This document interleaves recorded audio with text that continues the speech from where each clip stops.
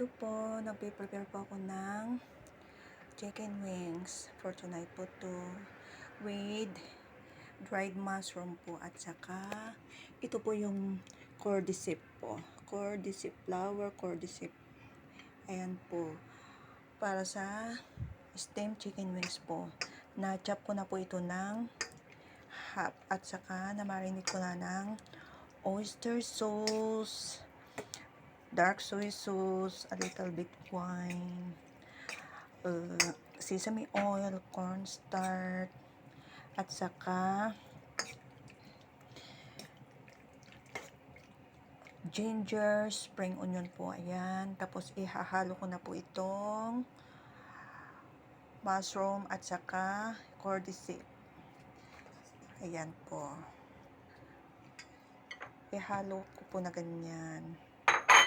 Para pero itong mushroom na-slice ko po ng ganyan, binabad ko siya sa tubig po at saka minarinate ko siya ng sugar, tapos inanuhan ko siya ng oil, tapos i-massage nyo lang po para umabsorb yung lasa, magkalasa yung mushroom kasi matabang ang lasa nito kapag hindi i-marinate sa sugar.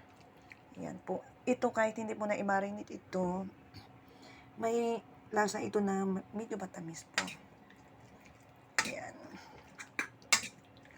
Pwede din yung cloud air, black cloud air fungus, or yung dried lily po. Para sa steamed chicken or chicken wings po. Ayan. Paghalo-haloin na lang na ganyan. Ayan po.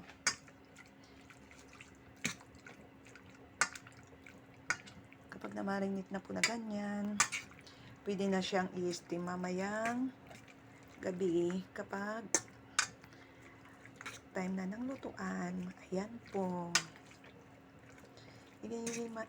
I-mix lang po na ganyan. Ayan.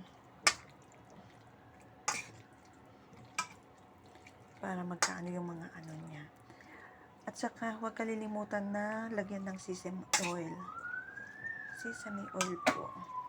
Para mas maano yung lasa po. Ayan po.